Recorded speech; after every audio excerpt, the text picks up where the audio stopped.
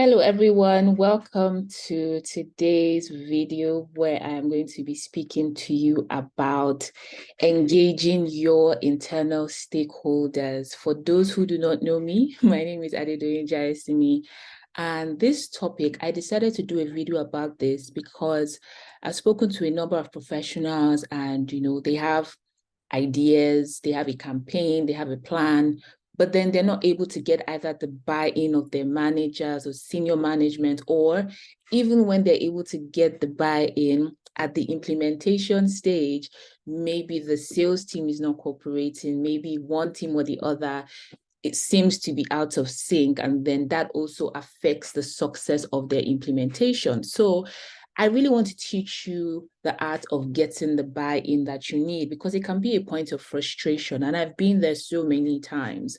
And you must learn how to manage your internal stakeholders. I think that sometimes we focus too much on the external stakeholders, that we also forget that we need our internal stakeholders.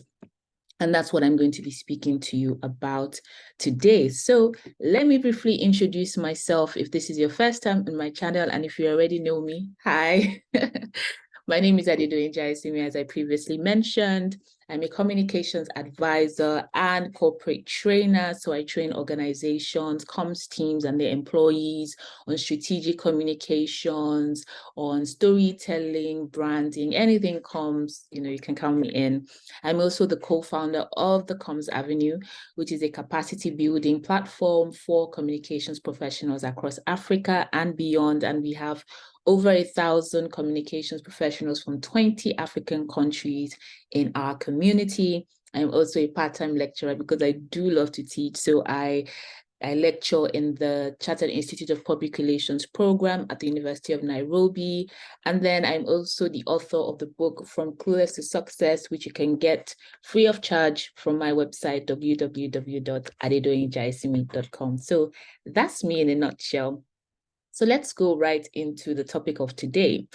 I like this summary. If you work for and will eventually lead a company, it's important for you to understand that companies have multiple stakeholders, which includes employees, customers, business partners, and the communities within which they operate. Like I said to you earlier, we tend to focus so much on the external stakeholders or so much on the internal stakeholders that are high up. So maybe your senior management, your bosses, rightly so. But then there are also people within the organization that you must also learn how to manage. And that's what I'm going to be speaking to you about. So because, I like to teach and I like to explain things, I don't want to assume that we all know the meaning or we all know who a stakeholder is. And stakeholders, they're people or small groups that have the power to respond to, negotiate with, or change an organization's strategic future. Now, with regards to what you do as a communications professional, your stakeholders are the people that have an influence on the work that you do, on the campaigns that you are launching, on the ideas that you have, on your department as well. So it's not even just about your immediate bosses, even across the organization, depending on the kind of organizational structure that you have, anyone that has the power to respond to, negotiate with, or change something with regards to the work that you're doing within the organization and even in the organization as a whole, that is a stakeholder. Also, there are key influencers who can make or break a project. This is something that I want you to really be mindful of, especially when you're thinking of tactics to engage. There are some internal stakeholders that their no is no. No matter how fantastic, how awesome, how brilliant your idea is, your plans are, your strategies are, if you do not have their buy-in, end of discussion.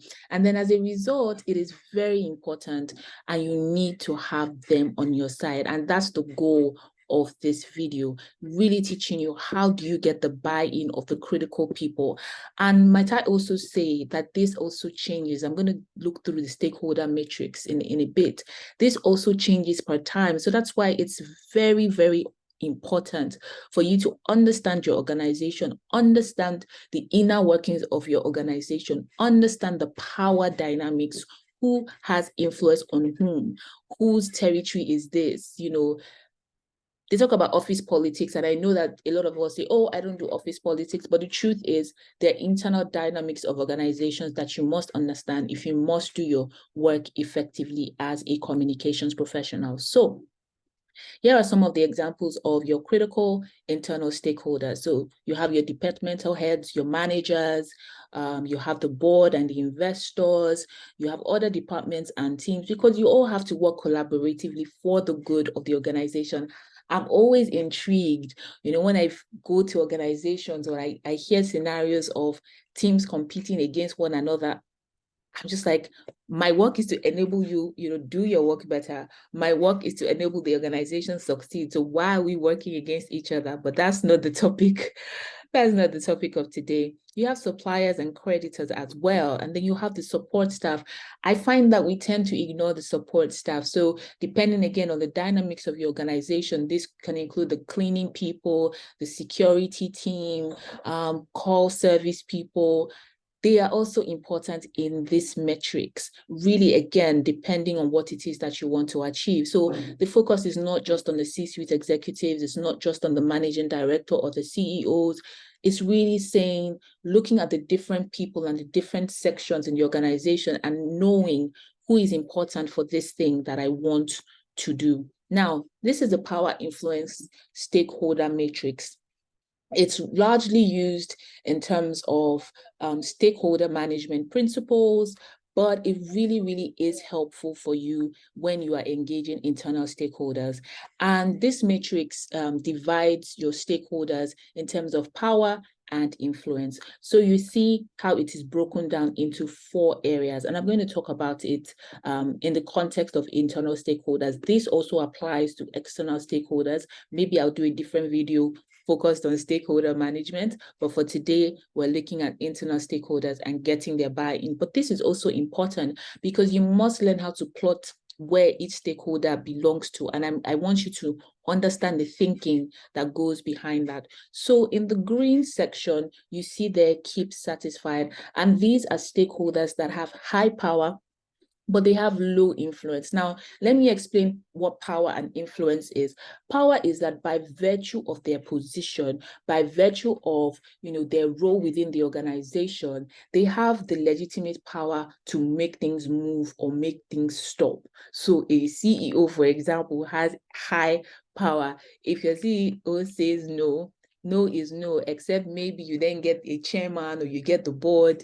Yeah, CEOs have high power. Now, in terms of influence, they don't necessarily have the position to make, orders or policies or things that would directly impact the work, but they have they have an influence on the decision makers, or they have an influence in terms of they must be made happy, e.g., investors.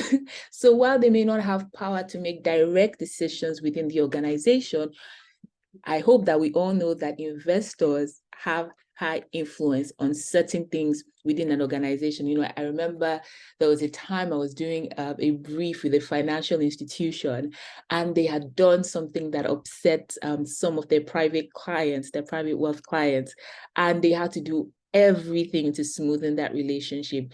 That is a stakeholder that has high influence. So I hope you understand the difference between power and the difference between influence. So high power, but very low influence. So by virtue of their position within the organization, they have high power, but maybe with regards to the work that you are doing, they have low influence. And this can be the departmental head of another team. So maybe not the communications team, maybe another team, maybe an executive director, depending again on the structure of your organization. Maybe doesn't have direct influence on your work, on your team, but has power in terms of the organization in general. You must keep this person satisfied, because this person can leverage their power to stop you from doing what you need to do. So you must understand what they need, what their concerns are. And I'm going to share with you some tips, but they must be kept satisfied. In no way should they be upset with you. In no way should they be confused about what you're doing. They must be satisfied because you need them on board. Now, if we move over to the orange side, the orange side is people that have high power and they also have high influence, and you must manage them closely. An example of this would be your CEO. An example of this, depending again, I would always keep referring to the structure of the organization. This is not a one-size-fits-all thing because different organizations have different structures, which means that the power influence dynamic will be quite different. But typically, your CEO should be in this bucket, your board should be in this bucket, or your C-suite executives should be in that bucket. And you need to manage them closely because you actually do need their buy-in. They're the ones that are going to sign off on the project. They're the ones that you actually need their approvals. They're the ones that have influence on the work that you do, on your managers, etc., etc., etc. Now, if we come down, now there's lower power. So the people in red, they have low power, but they have low influence. Now you can say, why should I care about people that have low power and low influence? They don't have anything, to do with me, but you need to monitor them. And people that have low power and low influence could be your other employees within the organization. But the truth is that if you do not monitor them closely and they have the ears of someone who has power, or they have the ears of someone who has influence, guess what's going to happen? It's going to affect your work. It's going to affect the outcomes if you don't have them on your side. So you need to monitor them. You need to know which way they're swinging, and you need to know whether you need to sway them to be on your side or otherwise. So don't ignore anybody and say this person has low power and influence. I don't care. Please care. And then the blue section, people that have low power, but they have high influence. So we've spoken about investors, for example. You need to keep them informed. You need to carry them along. You need to just make sure that they are happy, but keep them informed. Don't take them for granted. Don't take anybody that has low power for granted or low influence for granted. Everybody in this matrix, in the 4 sections, they're actually very important. The degree and the level to which you need to engage them would depend on the peculiarity of the situation. But these are the things I need you to have in mind. Keep satisfied, manage closely, monitor, and keep informed. And looking at some of the engagement tips, right? It is first of all important for you to identify and prioritize your key stakeholders. So going back to this matrix. Now, you're in the comms team, you want to create your strategy, you want to run a campaign for the organization. Who are the important stakeholders that you need the buy-in? Are you going to need the support of the product team? Are you going to need the support of a branch manager? Are you going to need the approval of the CEO? You need to understand and identify that. Who are the important stakeholders that are critical to the activity that you want to do? And like I said before, this can change per activity. There may be certain activations that you actually need the field officers. They then become your most important stakeholders, but you need to know and then prioritize whose buy-in and collaboration is critical to success, because you need them on board. Someone was giving me an example of, there was a product they were trying to go to launch with, and the product team were very, very territorial about this product. They were not taking feedback from the comms team. At the end of the day, it made the comms team look bad. And then I said to her, instead of getting angry at the product team, you could have changed your approach. Rather than saying, this is everything that's wrong, this is a problem, you guys are not cooperating, and you will see this in a few paragraphs. Make them see things through your eyes, because you can't go to somebody that also has their KPIs and deliverables and think that they're going to be concerned about your KPIs and deliverables, even though both of you are meant to collaborate for the success of that project. You need to see it from their perspective, communicate it from their perspective, and define success from their perspective. Product team is not going to care about comms, metrics, and KPIs. They really aren't. They have different targets. They have a different perspective. And it's important for you to understand that, which brings me to my next point of, you need to know what their interests and their needs are, because that is where you find common ground.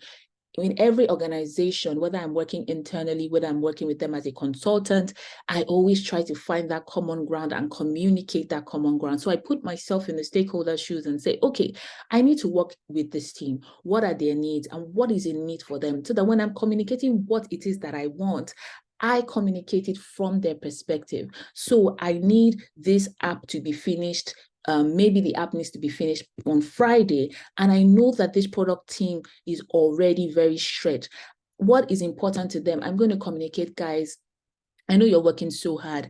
I know that you're doing such a great job, and this app is going to really take our organization to the next level. I really feel that the product team, we're going to really, really see your strengths and all of that, see all of that good stuff. I believe that when we work together to deliver this app on Friday, this is what we'll be able to achieve. This is what will buy us. This is what we'll be able to do. And then at the end of the day, CEO and executives will be happy because we've met that objective. And that also aligns with the target that you have within this department. For example, that is just an example. So it's not just about me that, I have a deliverable. My boss expects, we need to launch this by Sunday. It's not about me anymore. It's about the other person, but I need to communicate it in such a way that it is important to them and I achieve my own goals. There's an art to doing this, but as you learn it, you realize that it becomes easier for you to get the buy-in that you need. Sometimes an approach that you can use is, when you're creating plans that involve multiple teams, engage them and say, guys, we're trying to work on something and we're thinking about this idea of, we should just do a multi-city kind of campaign or multi-city kind of event, and I was going to pull in, what do you think about the idea? So, you begin to get on board their ideas. You may not use it eventually, but the thing is that as you are engaging them, they start becoming interested in what you're doing. And they can come back and say, okay, I took that idea that you had and I flipped it a bit. Maybe you already had this idea, but you just make it look like, look, I took on board what you said. And please be real with it. I'm not saying that you should ask for ideas and then just let people talk and ignore them. No, you actually listen, because even when you do that, you see things that you may not have even thought of. And then you go back and say, this is what we've come up with. What do you think? Same thing with the heads of departments, so that by the time you're presenting it to the CEO, people in the room are already aware of what you plan to do. So they're not being surprised by this grand idea, especially when you want to do something unconventional. Again, like I said, there's an art to these things. Don't just create a plan. You want to do something unconventional. You work in an organization that is very like strict and rigid in its culture, and you want to do something that is out of the blue, out of the box, and you think that you just present it just like that and they're going to get their buy-in, you're going to have pushbacks, obviously. Why? Because they are not used to it. People usually push back against things that are out of the status quo. You have to warm them up gradually by engaging, by listening to them, understanding their concerns. So I think I've spoke about that enough. So what do they need? What are they interested in? And this is where you can begin to see synergies and alignment with what it is that you want to achieve, so that when you're communicating to them, it's not about you anymore. It's about them. It's about what they are interested in. It's about what they want to achieve. So that I don't expand on that point too much. Next thing is to identify supporters and allies within an organization, within a team. You always have supporters and allies. Even within the board, you should have supporters and allies of the work that you are trying to do, so that you can go to them and say, this is what, because remember, you may not necessarily have the power and the influence, especially when you're just starting up, but other people have. You may be close to somebody that has influence, that can speak for you when you are not there, that can speak for you in the boardroom, in the meeting of the executives, that can say, no, the comms team, this is what they're trying to do. I believe, that this will be successful. So they're talking up your plans, they're talking up your ideas, and they're defending you when you are not there. So you need to identify your supporters and allies and turn them into champions that will gain the buy-in of certain stakeholders. You may not have direct access to your CEO. You may not have direct access to your chairman. Who has access to these people? So when it comes professionals, I would say, you need to get this information. You need to do this. And I say, but I don't have access to the information. I was like, but somebody within the organization has access to that information. How are you getting close to that person? How are you communicating to that person why that information is important for you, so that they can be the one to help you get it, because they see why you need it. So it's not okay, guys. It's not okay to say, oh, well, I'm just here 2 years, that's really above my pay grade, or is above my level. Nobody is going to give me the information. You demand it, and you demand it respectfully because you need it for your work. Somebody has access to what you need within the organization. Please identify those people, engage with those people. This might not be a thing of, it might not be straightforward. again, like I know some organizations have a lot of bureaucracy, but at least take the steps rather than just say, oh, well, I give up. I don't have access to that information. And then focus on the interest of the organization, because that's what it's about. It's really not about you as a comms team. It's about this thing that we're doing is going to benefit the organization. It's going to help the organization make more money. It's going to help the organization, increase its reputational ranking. It's going to help the organization to whatever it is that it will help the organization to do. So make sure that your organization's interests are at the forefront of the conversation, and you also tie it into what that particular stakeholder needs or is interested in.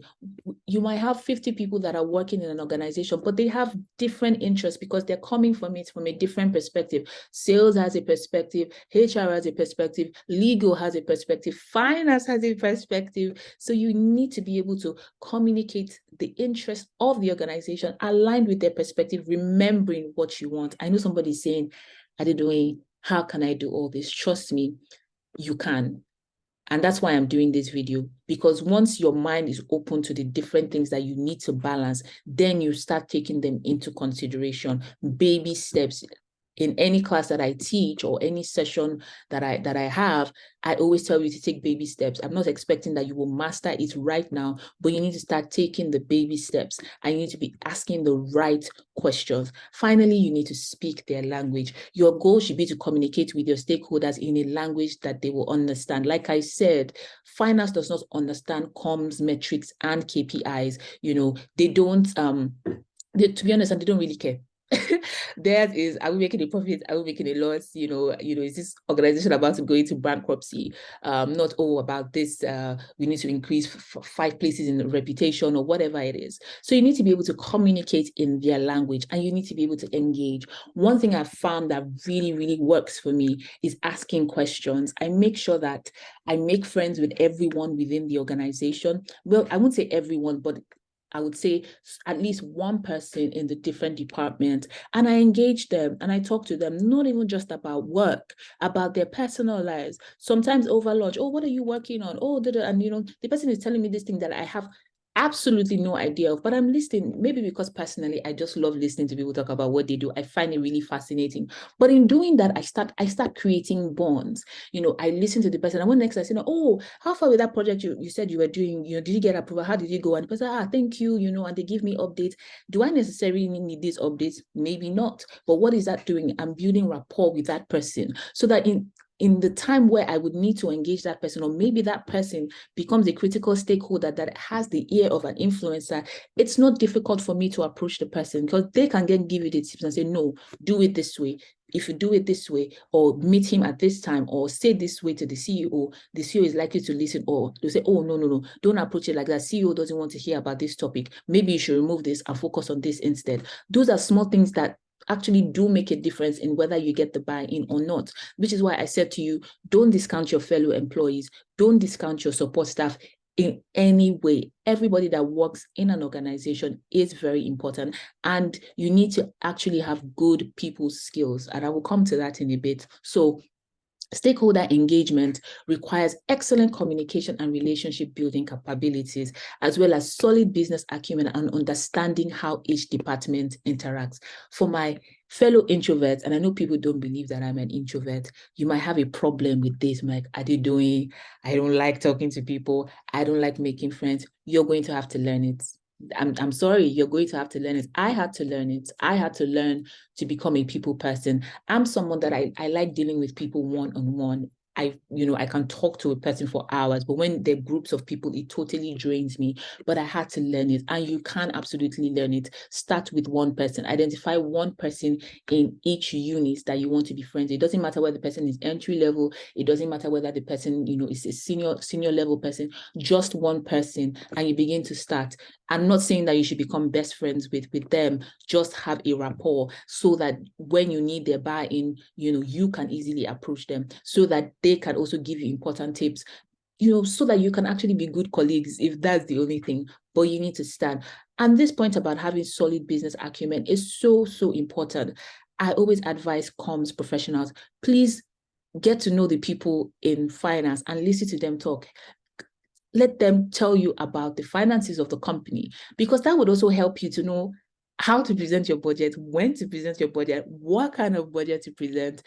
Finance people, I always make sure that I befriend them in any organization. And you must understand how each department interacts. You have to understand the dynamics of your organization. One thing that I love doing, I love people watching and I love studying people. I can go into an organization and be quiet in the first few days or maybe a couple of weeks because I'm studying, I'm trying to understand the dynamics. I'm trying to understand who has power, who has influence, who has, there's the employee that everybody seems to like, that he has the ear of the CEO, has the ear of the manager.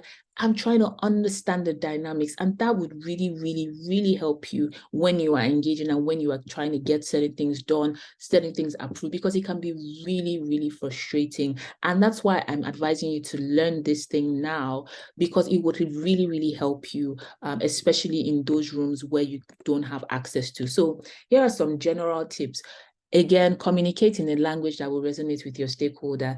Don't tell products things that, have nothing to do with them. What is important? And that's why listening is so important. A lot of us don't know how to listen. We just go to people, do it my way, my way, my way, my way. Listen, talk to people and hear them out. You're not the only one that needs something done within the organization. What are their challenges? What's happening? And how can you, even in your role, offer them advice and say, oh, maybe we can even do this to make your this challenge easier for you.